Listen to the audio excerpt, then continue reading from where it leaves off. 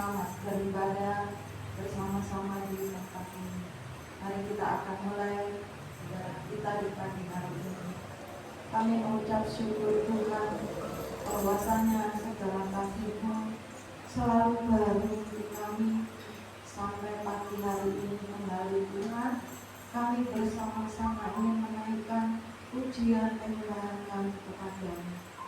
Berdaulat Tuhan atas ibadah kami, dan biarlah ibadah kami menyenangkan hati Tuhan.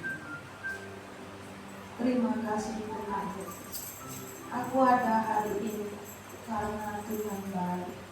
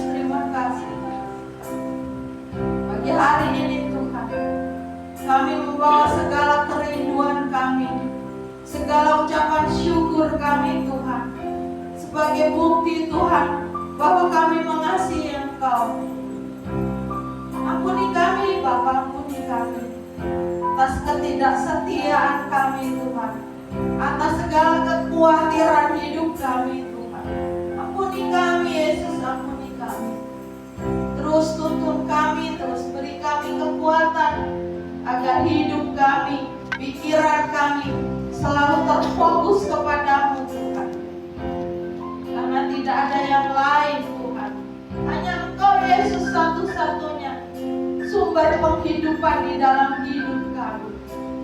Terima kasih Yesus, terima kasih. Kau tunjukkan Tuhan kasih setiamu itu Tuhan. Kau tunjukkan kasih setiamu. Kau menyediakan yang ku perlu. Kau setia, kau mulia, tulus sekarang dan selamanya. Kau tunjukkan kasih setiamu. Kau menyediakan yang ku perlu. Kau setia, kau mulia, Bapa kau setia.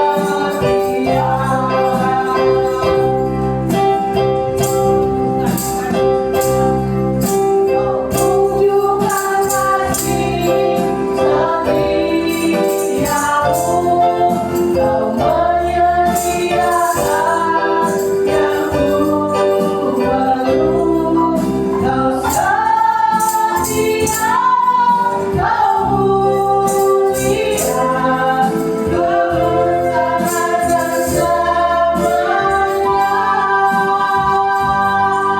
Kau tunjukkan kasih setiamu. Kau menyediakan yang ku perlu.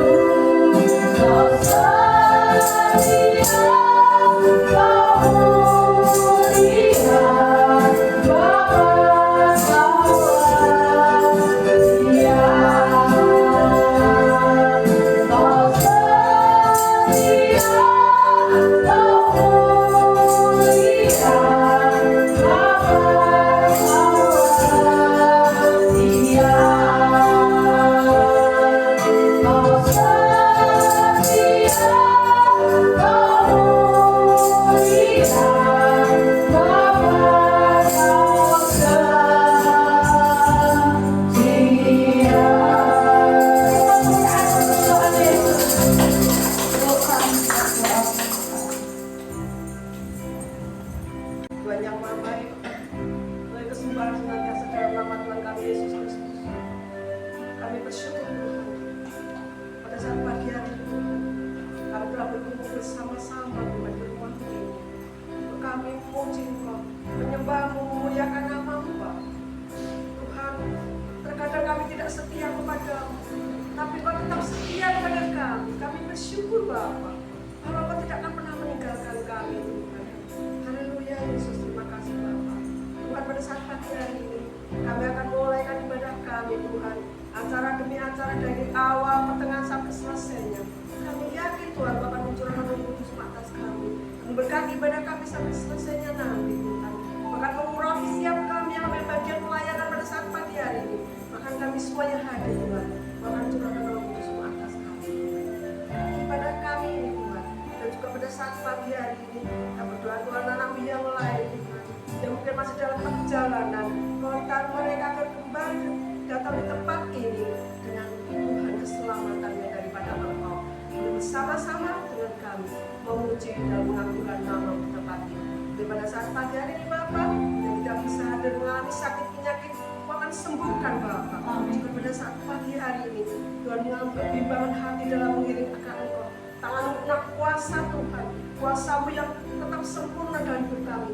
Pasti Kau akan menarik mereka, Tuhan menghibur mereka, senantiasa menguatkan iman mereka untuk senantiasa setia mengiring akan Engkau. Tuhan Yesus, kami serahkan seluruh hidup kami, kami serahkan ibadah kami Tuhan. Dan ada kuasa kegelapan, kuasa iblis yang tidak suka akan beribadah pada saat pagi hari ini. Bersatu hati bersama-sama, kami usir dari dalam nama Yesus. Biarlah kuasa-Mu yang ada pada saat pagi hari ini Tuhan. Tuhan Yesus, kami siap memuji Kau pada saat pagi hari ini. Biarlah seberapa pujian yang nanti kami sampaikan kepadamu, biar menjadi pujian yang Engkau terima, dan menjadi dupa yang harum di hadapan-Mu Bapa. Terima kasih Bapa, terima kasih Roh Kudus, terima kasih Tuhan Yesus. atas penyertaan-Mu.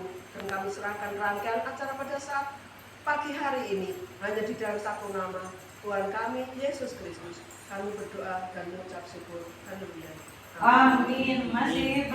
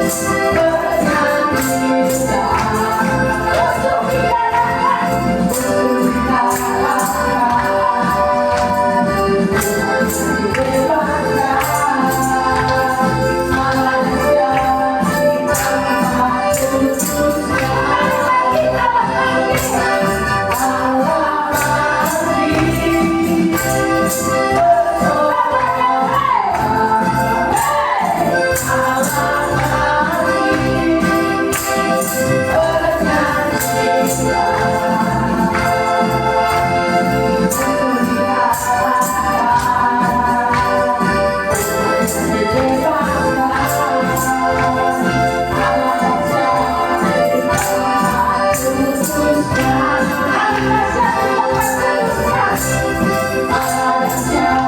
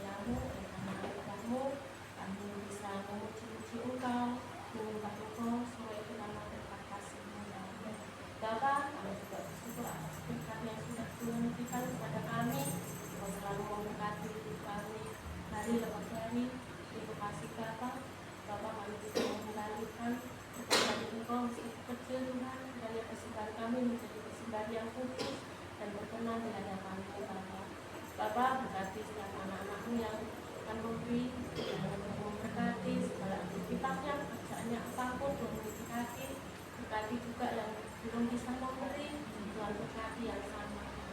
Terima kasih Tuhan, ampuni segala dosa dan kesalahan kami, hanya di dalam nama Yesus kami bersyukur. Haleluya. Amin. Amin.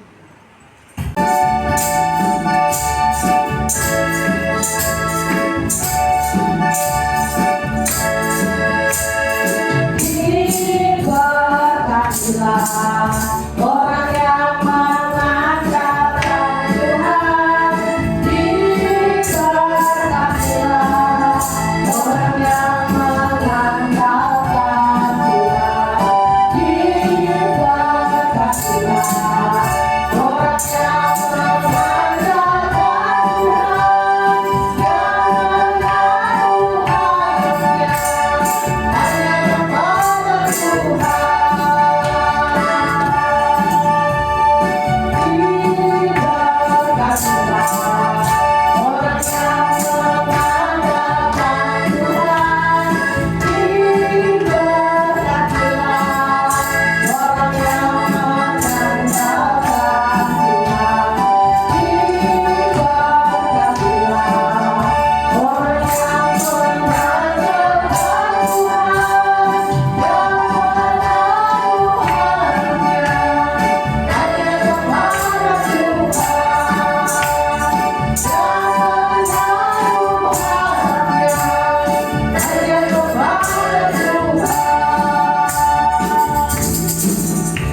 Tuhan, terima kasih Bapak Ibu untuk persembahannya.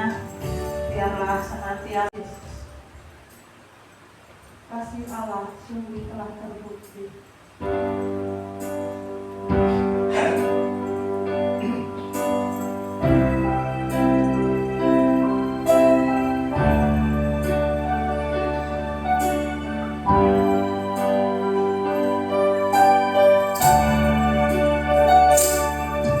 Kasih Allahku sungguhlah terbukti,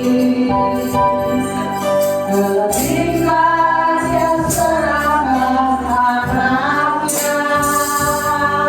Kasih Allah mau berkorban bagi kau dan aku. Ada kasih seperti kasih-Nya. Kasih Allahku sungguhlah terbukti, ketika Dia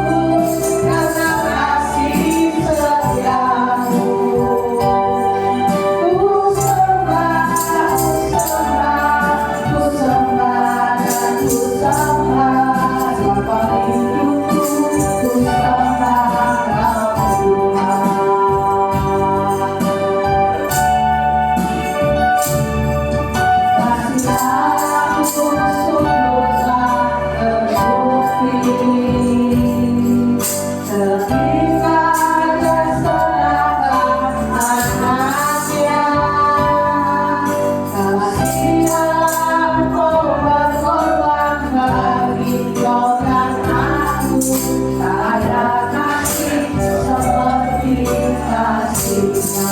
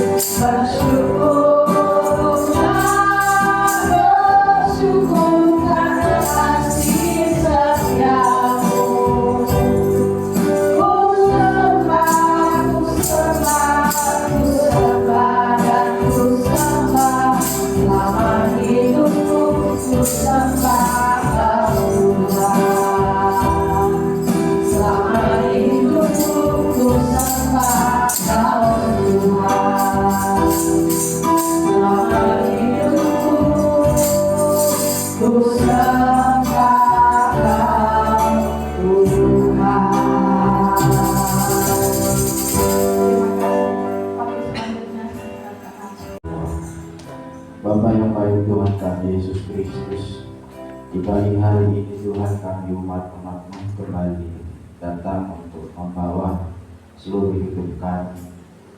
Kami bawa Tuhan senantiasa bentuk, untuk Tuhan senantiasa proses sehingga hidup kami indah di pemandangan Tuhan.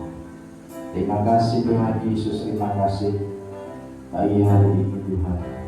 Kami bisa ada satu dengan yang lainnya, bisa berkumpul semua karena anugerah Tuhan yang begitu sempurna memelihara kami hari lepas hari.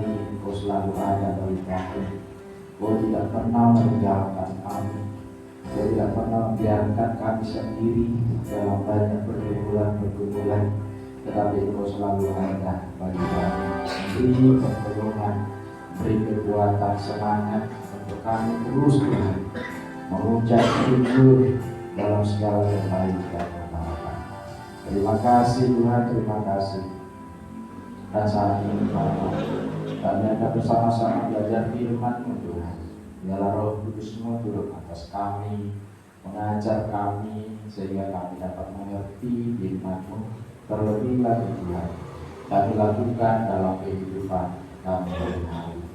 Hamba yang menyampaikan firman-Mu banyak cacat celah, kekurangan, keterbatasan. Tapi Roh Kudus Tuhan memakai hidup ini menjadi saluran berkat buat firman-Mu pagi hari ini. Terima kasih Tuhan, terima kasih. Kami serahkan ibadah ini dari awal sampai pada akhir dalam pimpinan Tuhan semata. Di dalam nama Yesus kami berdoa. Amin. Saya sekali kembali. Ya shalom Bapak Ibu. Selamat pagi bagi kita semuanya. Salam sejahtera untuk kita. Wah, ternyata ada jiwa baru, jiwa dari Solo tadi. Selamat bergabung, selamat beribadah bersama di tempat ini. Walaupun gerejanya besar tapi jemaatnya sedikit, tidak apa-apa. Kita siapkan dulu tempatnya, nanti jiwa-jiwa akan Tuhan kirim, Tuhan putus untuk kita bersama-sama bergandengan tangan, saling menopang, saling mendoakan untuk kita tetap setia kepada Tuhan. Puji nama Tuhan. Di minggu ini masih di dalam masa-masa Paskah, ya, Paskah kebangkitan Tuhan kita Yesus Kristus. Setelah Ia bangkit dari antara orang mati, tidak kemudian Yesus langsung naik ke surga.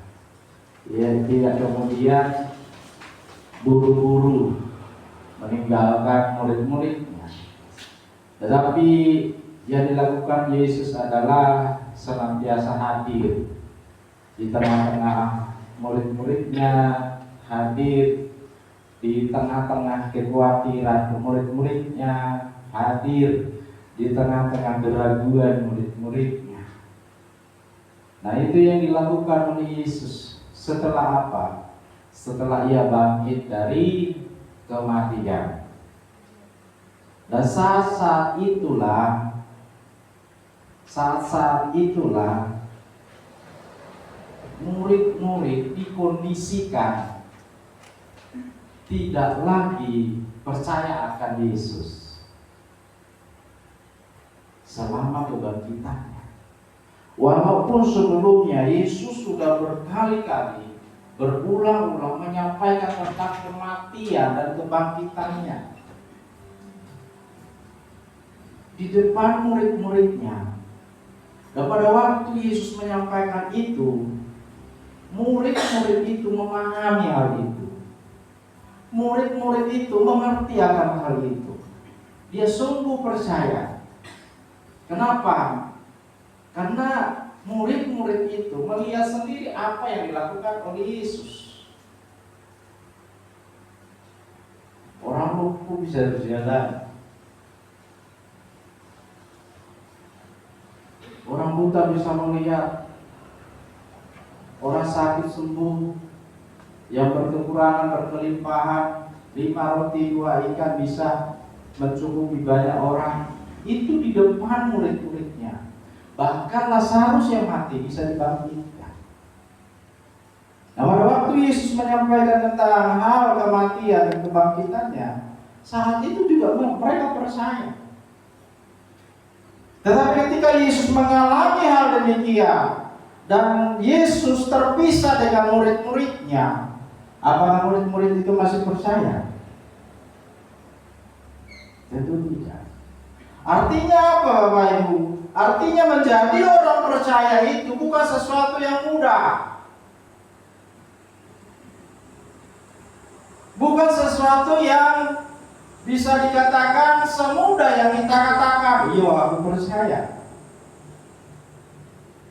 Walaupun mungkin kita setiap saat kita datang beribadah, setiap waktu kita berdoa, bukan berarti bahwa kita sudah sungguh-sungguh percaya akan Tuhan. Buktinya murid-murid itu, bahwa ternyata untuk percaya itu tidak segampang yang kita ucapkan. Mungkin kita berkata bahwa saya ada hari ini karena mujizat Tuhan. Dan bukti mujizat Tuhan aku ada. Tetapi tidak seperti itu tentang Paskah. Mempercayai Yesus bangkit tidak semudah yang kita katakan aku ada karena aku percaya sama Tuhan. Bukti adalah murid-murid itu sendiri. 12 murid itu, memang satu yang kemudian tidak percaya lagi karena ia sudah mati. Dia setelah mengakhiri itu. Namun yang ada itu bersama dengan perempuan-perempuan yang mengikut Yesus. Nah, saat itu tentang kematian Yesus, seolah-olah pikiran mereka dicuci. Pikiran mereka seolah-olah dikosongkan untuk percaya kepada Yesus. Perjalanan iman kita mungkin juga sering terjadi dalam kehidupan kita. Mempercayai Yesus itu sebagai Tuhan yang bangkit dan naik di surga bukan sesuatu yang mudah. Percaya kepada mujizat saat kita mengalaminya sendiri, mungkin kita sakit, mungkin kita sudah dikatakan dokter sakit ini dan lain sebagainya, masihkah kita akan percaya? Sama seperti yang dialami murid-murid pada waktu itu. Mereka dihantui dengan ketakutan, mereka dihantui dengan keraguan. Berkali-kali Yesus menampakkan diri kepada mereka, di tengah-tengah mereka. Mereka sulit mengenal Yesus. Mereka sangat terpukul ketika Yesus mati di kayu salib.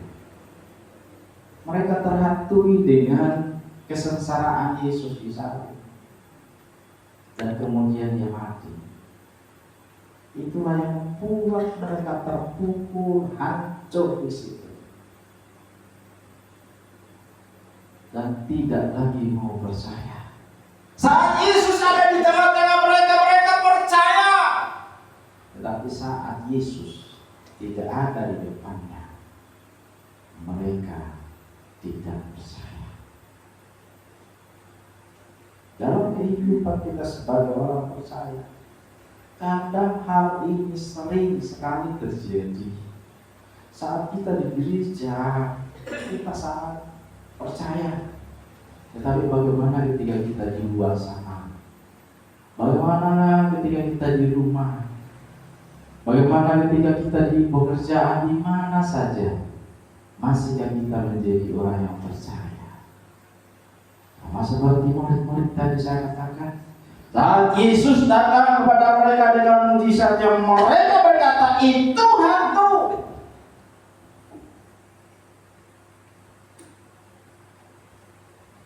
Dan Yesus, iman mereka kemana?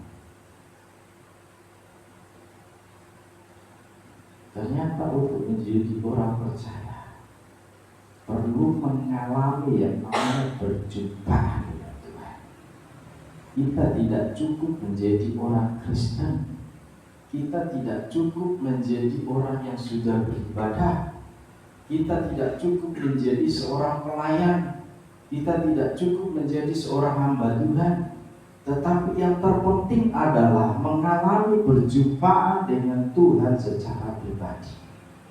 Kita lihat firman Tuhan di dalam Yohanes pasal yang ke-21. Yohanes pasal yang ke-20. Kita akan baca ayat 24 sampai 28.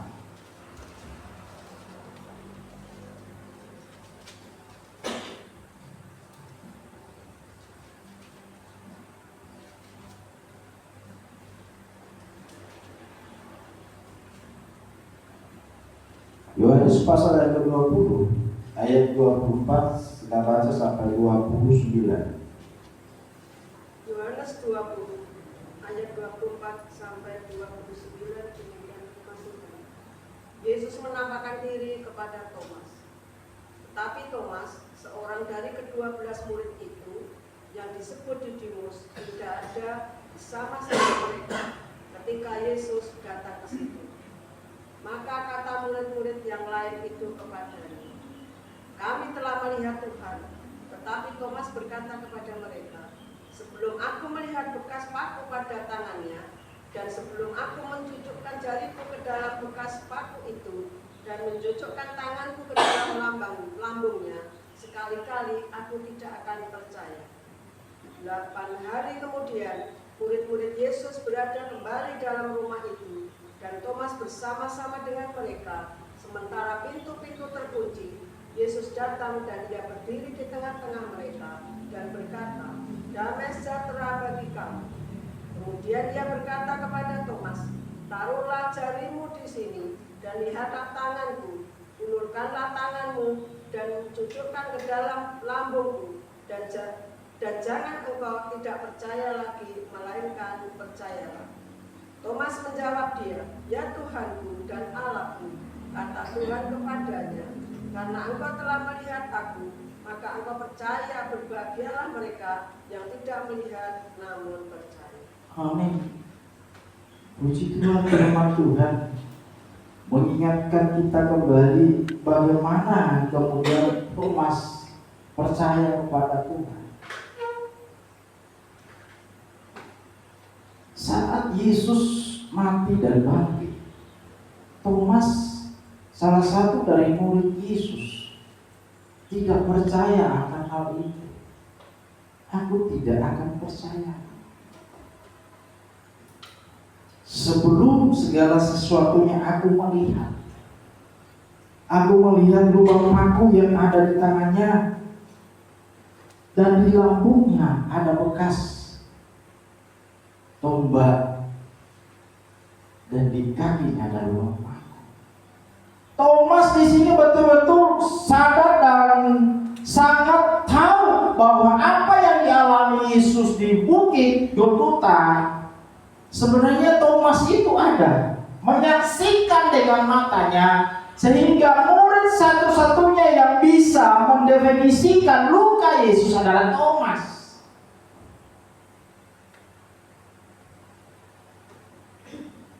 Bisa saya katakan bahwa Thomas ini adalah orang yang dekat dengan Yesus, orang yang ada pada waktu Yesus mengalami penderitaan.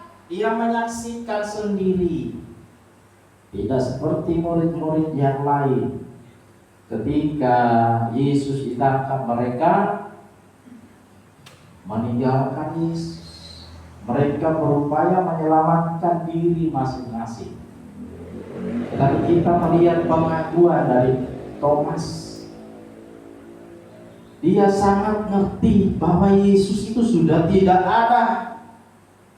Yesus itu sudah mati di kayu salib. Dengan mataku sendiri yang melihat dia dipaku. Bahkan dia juga ditombak di sebelah lambungnya, dan kemudian ia mati. Jadi poin yang pertama, kenapa Thomas tidak kemudian percaya ketika murid-murid yang lain dengan senang menyampaikan kabar tentang kebangkitan Yesus? Karena Thomas sendiri menyaksikan dengan matanya bahwa dia sudah tidak ada lagi.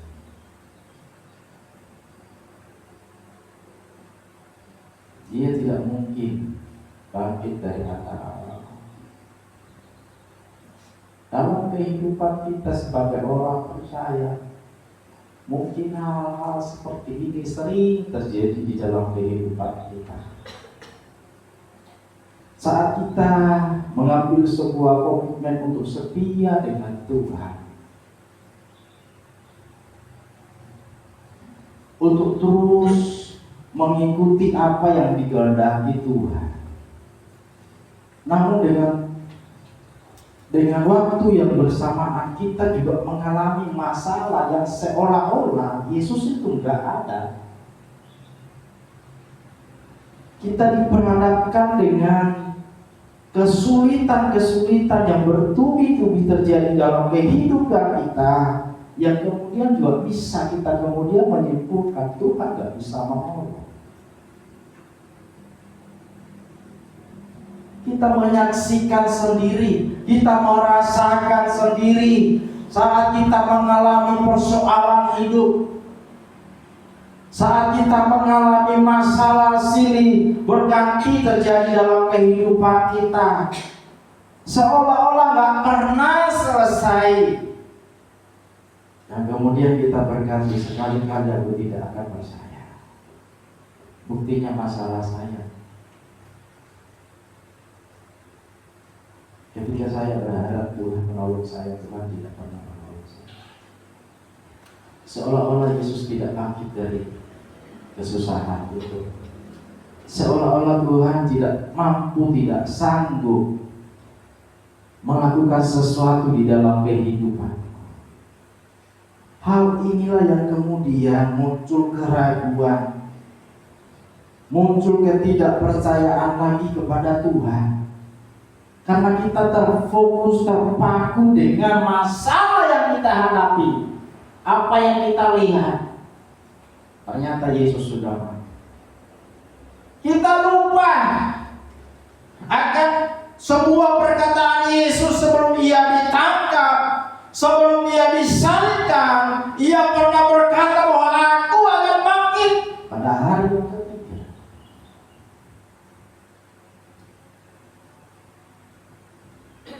Kadang juga firman itu sering kita dengar. Mungkin itu dari firman Tuhan yang kita baca,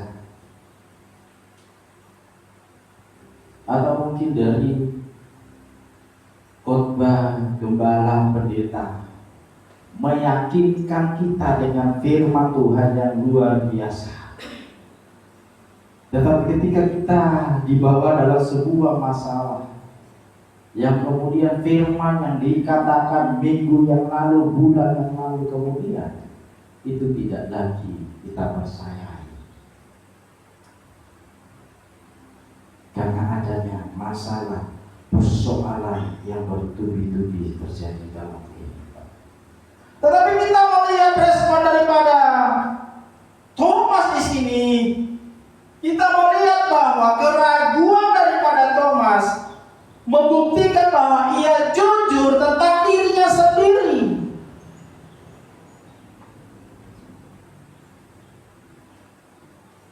Dia jujur dengan dirinya sendiri.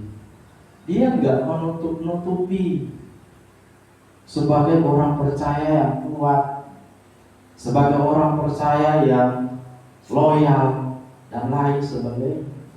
Dia menyadari, dia jujur tentang dirinya bahwa aku tidak percaya sebelum aku menunjukkan jariku ke dalam lambungnya. Pernyataan Thomas ini adalah pernyataan yang jujur, yang dimana kejujuran itu saat-saat ini sesuatu yang jarang kita jumpai. Semua orang mengaku dirinya, oh bisa ini, bisa itu. Semua orang mengaku dirinya bahwa saya sungguh-sungguh percaya. Saya adalah orang Kristen yang sejati, yang tidak akan menyimpang ke kanan dan ke kiri. Tetapi Thomas jujur tentang imannya bahwa aku tidak akan percaya sebelum aku melihat dia.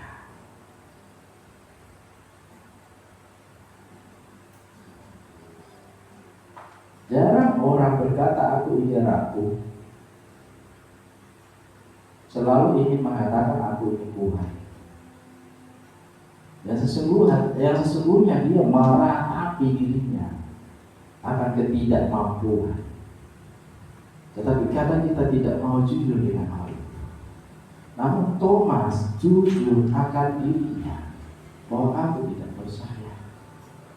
Dia tidak mau dikatakan murid yang tidak percaya. Dia tidak malu dikatakan orang lain kok murid kok seperti ini. Dia nggak mau ikut-ikutan. Oh karena istri saya di gereja ya aku ya di gereja. Oh karena suami saya di gereja ya aku ya ikut-ikutan. Thomas nggak seperti itu. Walaupun murid-murid yang lain sudah melihat dengan matanya sendiri, sudah menyaksikan dengan matanya sendiri bahwa Yesus telah bangkit, kemudian disampaikan kepada Thomas. Thomas tidak kemudian percaya begitu saja, tidak mau menjadi orang ikut-ikutan. Mau nggak kita menjadi orang Kristen ikut-ikutan? Mau? Bukti ini mau jadi orang Kristen ikut-ikutan? Tidak mau toh. Harus punya pendirian. Kalau kita menjadi orang Kristen ikut-ikutan, lama-lama digani Tuhan loh. Karena kita gak punya pegangan, kita tidak mengalami perjumpaan dengan Tuhan yang saya katakan tadi.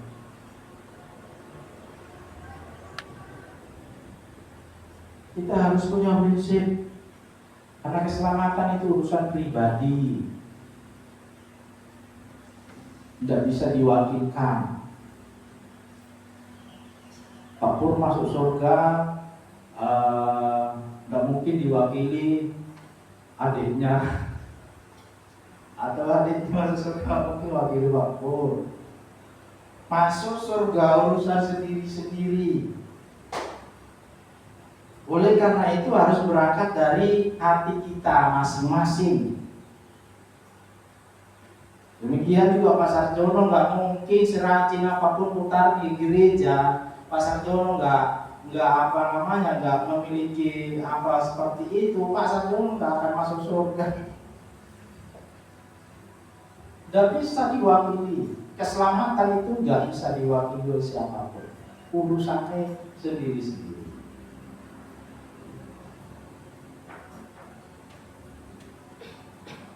Karena di surga itu bukan urusan kita berkata di surga itu nggak ada namanya suamimu siapa, istrinya siapa, istrimu siapa. Sehingga ketika seorang murid yang berkata kepada Yesus, ada lima suaminya, siapakah suaminya yang sah di surga? Yesus berkata, kerjaan surga bukan urusan suami istri. Hidup kita seperti malaikat di surga.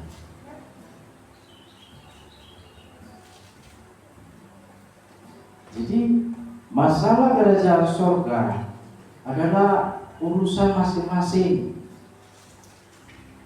Urusannya sendiri-sendiri. Bahkan pendeta Pendi mengatakan ya, urusan ke surga itu sama seperti orang antri ke kamar mandi atau ke toilet. Kalau kita mau ke toilet, tidak bisa diwakili oleh orang lain.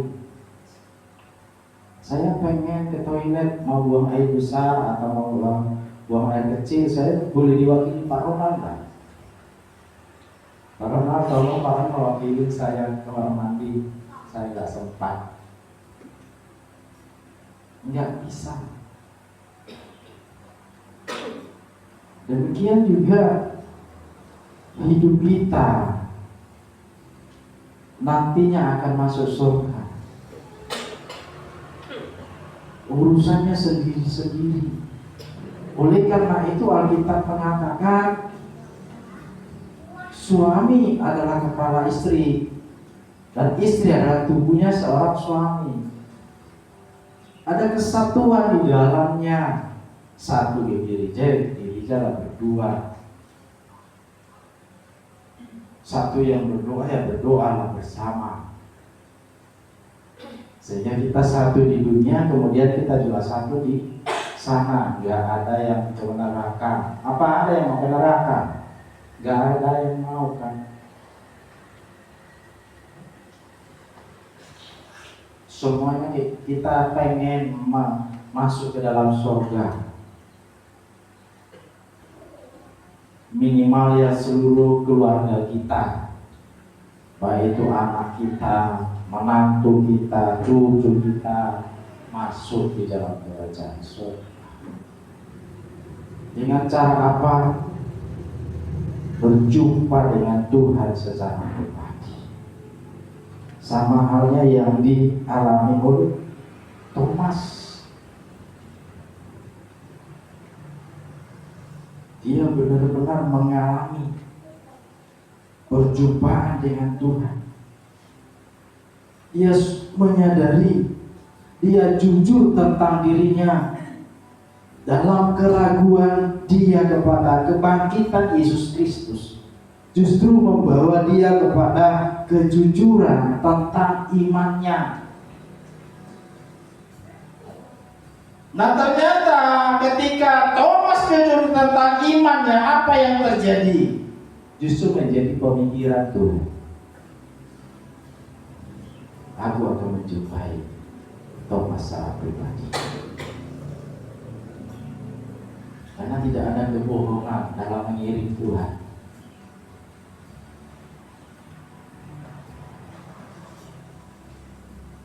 Justru dalam kejujurannya tentang apa adanya, keyakinannya kepada Tuhan membawa dia mengalami perjumpaan dengan Tuhan. Di ayat yang ke-26 dikatakan, 8 hari kemudian murid-murid Yesus berada kembali dalam rumah itu, dan Thomas bersama-sama dengan mereka. Sementara pintu terkunci, Yesus datang dan berdiri di tengah-tengah mereka dan berkata, damai sejahtera bagi kamu. Saat murid-murid itu kembali berkumpul bersama-sama di suatu tempat, dan di situ Thomas hadir.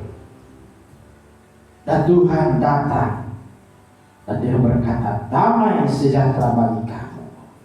Kemudian dia berkata kepada Thomas, taruhlah jarimu di sini dan lihatlah tanganku, ulurkanlah tanganmu dan cucukkanlah ke dalam lambungku, dan jangan engkau tidak percaya lagi, melainkan percaya. Menjadi tujuan daripada Tuhan untuk berjumpa dengan Thomas. Thomas yang masih ragu, Thomas yang belum percaya. Kemudian Tuhan menyatakan pribadinya secara khusus kepada Thomas. Kehadiran dalam pertemuan-pertemuan ibadah itu sangat penting buat kita. Di dalam pertemuan-pertemuan itu Tuhan pasti hadir di tengah-tengah kita, membawa damai sejahtera di hati setiap kita, juga memberikan kuasanya kepada kita, terlebih lagi membuat kita yakin dan percaya akan adanya Tuhan yang telah bangkit. Thomas kemudian percaya. Saat apa? Saat dia berjumpa pribadi dengan Tuhan. Walaupun banyak orang, banyak murid pada waktu itu, tetapi tujuan daripada Yesus adalah berjumpa dengan Thomas. Dalam kehidupan kita sebagai orang percaya, janganlah pernah kita meninggalkan ibadah-ibadah. Karena ternyata dalam perkumpulan-perkumpulan kita bersama, Tuhan pasti hadir.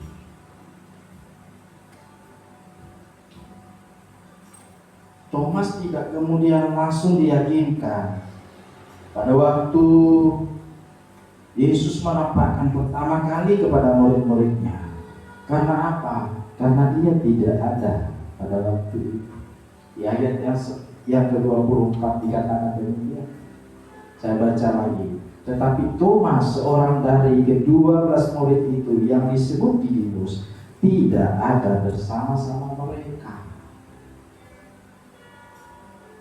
Dan kemudian Thomas tidak begitu percaya. Jadi ternyata rutinitas kita datang kepada Tuhan akan membawa pemulihan dalam kehidupan kita, akan membawa sukacita di dalam kehidupan kita. Sehingga di ayat yang lain mengatakan, janganlah kau meninggalkan ibadah-ibadah yang dilakukan oleh beberapa orang, tetapi latihlah dirimu untuk beribadah. Mari kita melatih diri kita untuk beribadah, melatih diri kita beribadah, melatih diri kita beribadah. Karena kalau kita sudah terbiasa meninggalkan ibadah, melupakan ibadah, tidak menghadiri ibadah, lama-lama kita nggak percaya loh saudara. Lama-lama kita tidak percaya kepada kuasa Tuhan. Kita tidak lagi percaya akan mujizat Tuhan. Kalau sering kita tidak menghadiri ibadah-ibadah yang kita lakukan, seperti ayat 24 tadi mengatakan, Thomas sulit untuk diyakinkan oleh kawan-kawannya, oleh murid-murid yang lainnya.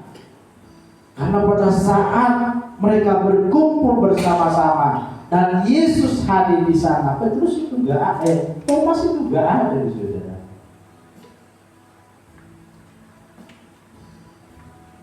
Oleh karena itu, mari secara kita sadar datang kepada Tuhan, karena kita butuh Tuhan. Kita butuh perjumpaan dengan Tuhan. Kita butuh sapaan daripada Tuhan. Kita butuh hubungan pribadi dengan Tuhan.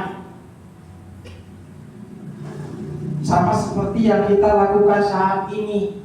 Walaupun kita datang bersama-sama, tetapi kita punya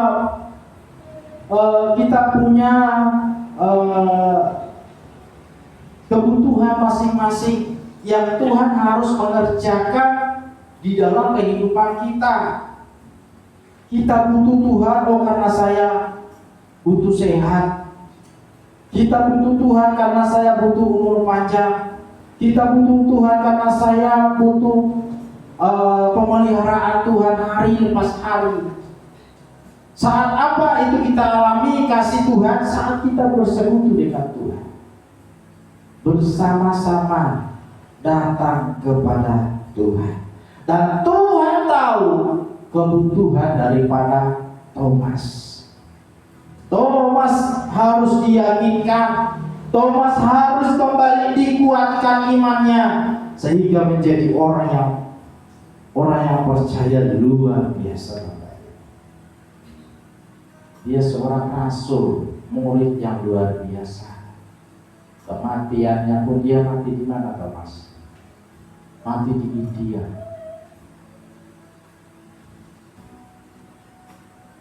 Karena hampir semua murid Tuhan Yesus itu matinya dianiaya. Ada yang dipenggal kepalanya, ada yang disalibkan, ada yang diseret kuda keliling kota.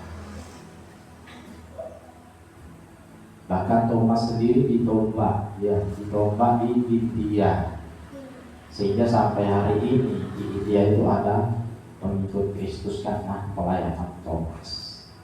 Luar biasa. Walaupun dalam pelayanan rasul-rasul banyak mengalami tantangan, tetapi imannya kepada Tuhan tidak berubah. Mereka mengalami penderitaan, siksaan dan lain sebagainya, tetapi membuat mereka lebih sungguh-sungguh lagi dengan Tuhan. Mereka lebih memilih untuk mati daripada mereka menyangkal imannya. Mereka memiliki iman yang tangguh, yang luar biasa, yang patut juga kita harus tiru lakukan dalam kehidupan kita. Sebagai orang percaya, tetaplah mengikut Tuhan apapun yang terjadi. Jangan sampai kita kemudian meninggalkan Tuhan karena perkara-perkara makan dan minum. Yakinlah akan pertolongan Tuhan, yakinlah akan kuasa daripada Tuhan yang sanggup memelihara kehidupan kita. Ayat yang ke-28, Thomas menjawab, "Ya Tuhanku dan Allahku." Ini pengakuan daripada Thomas setelah ia mengalami perjumpaan dengan Tuhan secara pribadi. Ia diteguhkan imannya dan ia berkata, "Ya Tuhanku dan Allahku."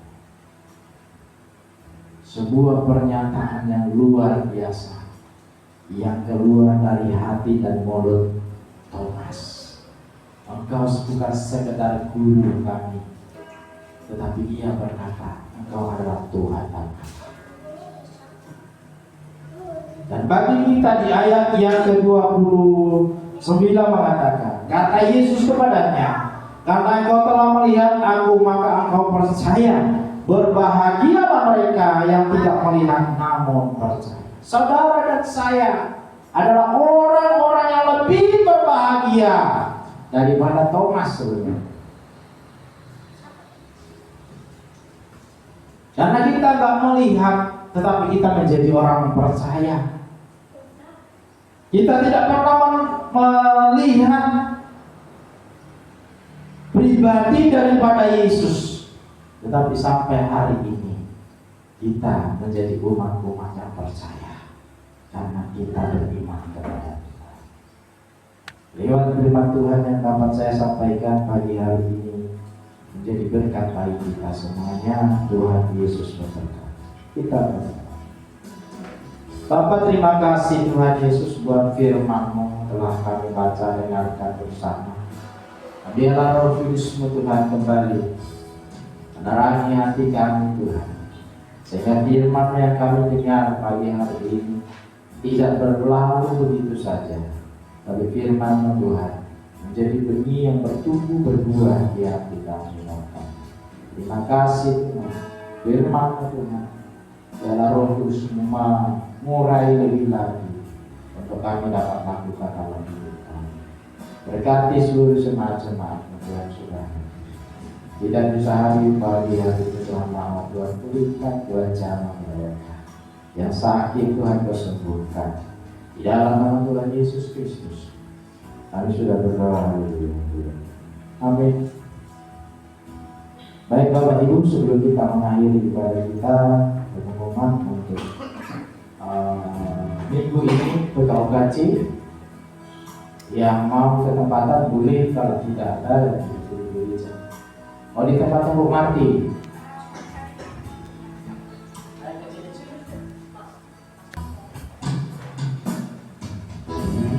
Terima kasih Yesusku,